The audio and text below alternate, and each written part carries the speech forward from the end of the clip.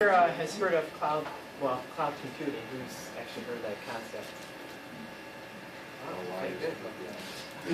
So first I'm going to introduce that before I actually start talking about what actual cloud security is. What's called cloud computing is it's just the ability to scale and virtualize resources actually in a computer network in the cloud, basically. It's everybody is amounted, each user or host gets an actual chunk of the hard drive or in CPU. Basically, you're getting a virtual computer, what you're getting to work with. And what you can do on that is your typical applications that you would use on your on your computer. You can do word processing, storage, programming tools, and your basic communication services. And it saves you. I mean, you paid for this service. And it really, a lot of colleges are using it, a lot of, corporations, and it saves them a lot of money because they don't have to have, a mainframe computer and spend, hundreds of thousands of dollars on computer equipment. Instead, they're paying somebody to handle all these services for them, and those people, who handle those services have all the IT services, and they have all the security right there, right there for you. So all these companies don't have to. Yeah, so it's like the electricity utility, right? Yeah. Yeah. Right. Yeah. You just use it. Right, yeah. Exactly. And here's a little diagram or a little picture here of what kind of idea. I mean, you can use a tablet to connect to it, a smartphone, a desktop, notebook. Any host. These would be all these devices out here. These are all the hosts. The users that connect to the cloud. They can use all of these applications available to what the cloud provides.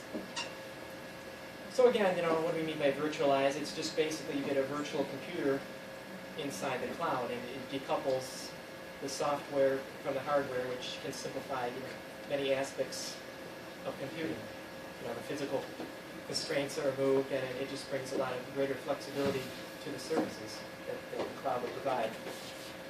And just again, another little kind of picture here of what I'm talking about. Here's your client computer, and they connecting to the cloud right here, and you got your server here, and the different cloud computers where you would have your hard drive and your CPU, where you would be allotted your own personal computer inside the cloud. So again, I've kind of already covered this, but it's covers why should we go through all this trouble of having why not just have our own computers like we have been doing for many years? Well, again, this is going to save companies money in the long run. They don't have to invest in all this equipment, like I've already said, and we can actually leave the security aspects to professionals, to people who actually are running the cloud. I'm hoping they're professionals anyway, but they should be, and it's more centralized. All their services are going to be more centralized rather than relying on. Now you should still, obviously your device that you're going to connect to the cloud should still be secured. You should still obviously have your own, antivirus software, and it should still be obviously secure. But your personal data, that you want secured will be secured inside this cloud, and hopefully it'll be done professionally. So again, I talked about it's more simplified for users, and cloud security is just basically the management of securing the virtual resources of the cloud. And there's different methods that I'm going to talk about here. Just some very basic steps that you can take, some countermeasures to harden the system, and then also I'll talk about some newer types of sensors that they're developing to offer this newer security that is being implemented now. Now the cloud computing is becoming more and more popular. People are starting to finally are willing to accept it now. So here's some pros and cons. Again, scale and cost. It's safe. The pluses are obviously the good aspects of cloud computing, and there's still obviously there's always security concerns, and especially with these newer services and technologies that exist. There's always going to be security is always going to come up as something to be concerned with, the reliability. So 5 main steps. First, you should secure the hardware, secure the host operating system, and something called secure the hypervisor, which I'll go in more detail about these here next. Secure the management interfaces and secure the virtual machine. So securing the hardware requires protecting and patching rootkits. It basically kind of is similar to what we've been kind of talking about with the hash algorithm. It'll create a hash algorithm and you download the existing firmware, which you can perform a checksum to compare the 2 values, kind of like we were doing with the emails, from Trudy and Bob, or not Trudy, Alice and Bob, excuse me. We compare, make sure that they match, and make sure that the data inside the cloud, is the same. Make sure that they're both the same, and it hasn't been tampered with. So, and again, the host operating system, the person who's using the user of the cloud, they should also obviously have their computer secured as well. They're going to secure their operating system. And a hypervisor is basically, it's the application inside the cloud that allows you to have these virtual machines in existence. It controls the CPU and the hard drive and all your basic computer components that allow this technology to exist. And again, with this, you should have one-to-one mapping, which is more, it's a more secure way, and basically can help protect it more. If a DOS attack were performed, this would cause a massive performance degradation. So, assigning a virtual machine a number of logical CPUs is based on the number of virtual CPUs inside the machine, and also, each computer, our computers have RAM or memory, and what they have a technology in place will basically zero out the memory when the person's done logging on or using the services inside the cloud. It'll zero out the memory, just so that there's not any memory left over, just a way of clearing out, just another precaution measure. And memory swapping, that's another kind of measure that's part of, again, securing the hypervisor here,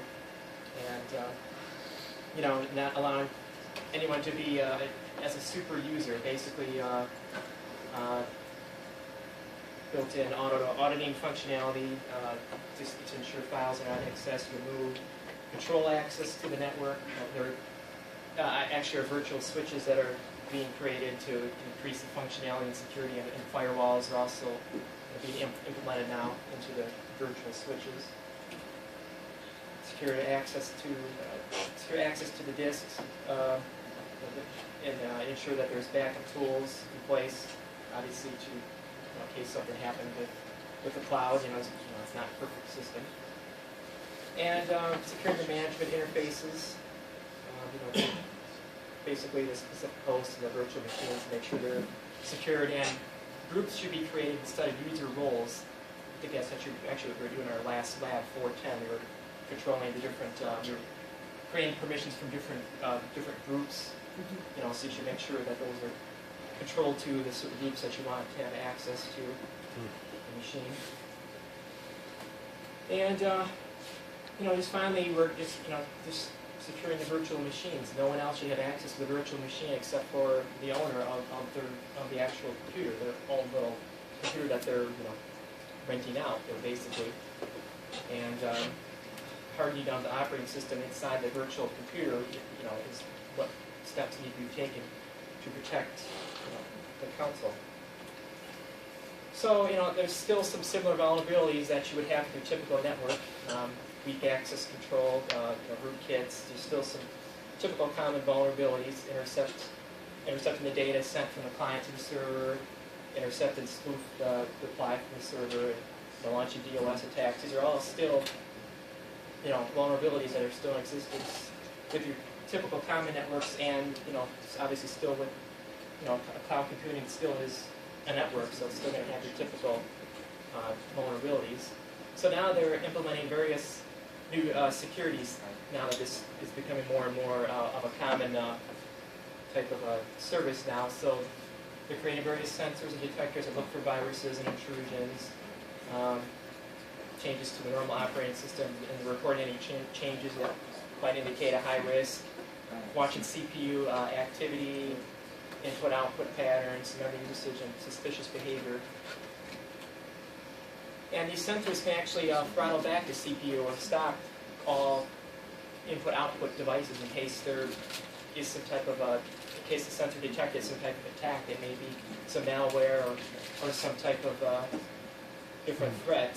Virus scanners, now instead of having, let's say there's 50 clients using this cloud, and rather than having 50 different virus scanners for each little additional virtual computer in there, they have one giant virus scanner for all 50 computers. Again, they're centralizing the services here more to simplify. And lie detection is another type of a list of looking for any processes, and it looks for any differences between the list of the malware, and it looks for rootkits that are suspected if the processes are. So the process is running on the virtual machine, and virtual intrusion detection runs inside the physical machine, again to monitor all traffic in the guest virtual machines. So there's still, this will be the last section here I'm talking about, is encryption here. That they're currently processing encrypted data means downloading it and encrypting it for local use.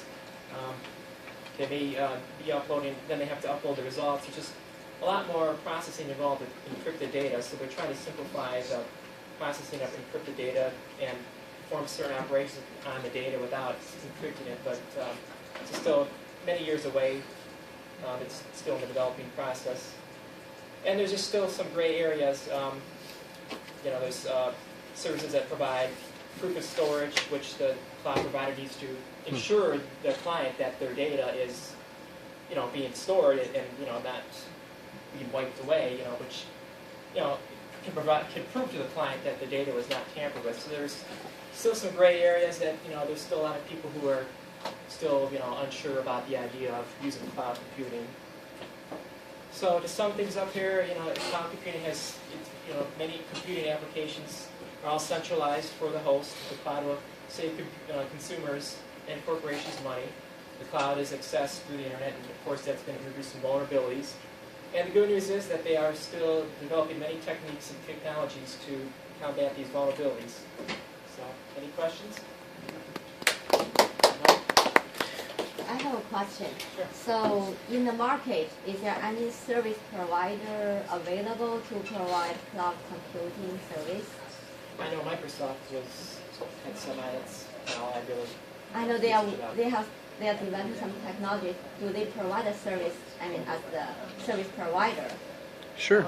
Cloudera, you can go and you can get $30 a month. $3 a month. 30. 30. Amazon does it for corporations, but there's one big thing. Is that for a person or for a company? Hang on, guys. Hey, focus. This is a very important topic. Is it for the, no, individual the person. Customers are the individual person? Well, Amazon's or for the company? corporation. It's a very famous provider of cloud services. But one of the big problems that, obviously you mentioned the encryption piece, but one of the problems that my friend George Baird, the guy that was in 349, you guys saw, some of you, said is, what prevents a guy from coming in and copying the entire virtual environment? How do you take backups? You talked about storage, but how do you take backups in a virtual environment? Especially like your data saved in one computer. I'm thinking about just like, he's got 33 servers running in a hypervisor with 3 physical machines. And, he backs up the whole thing by copying the whole thing. Yeah. But what prevents a thief from doing that? He always worries about that. Now, if it's encrypted, that gives you some protection, but there's problems with encrypting in a virtual environment. It's not fast. You can do it, but it's a problem. So anyway, there's issues there. The other one is, have you guys ever seen Plex Systems presentation? Plex Systems? Plex Systems hires a lot of us in Oakland, so you might want to know about this company. They're here in Auburn Hills, and they run software as a service. They run a competitor to SAP. If their company goes out of business, Their clients lose all their data, right?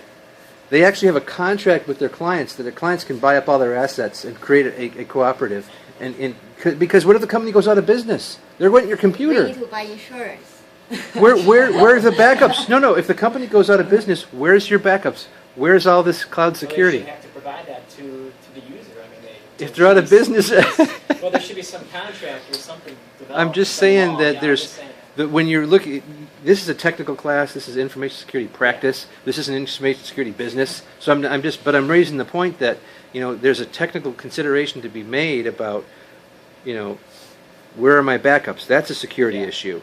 Hands-on security issue. And what happens if the company goes out of business?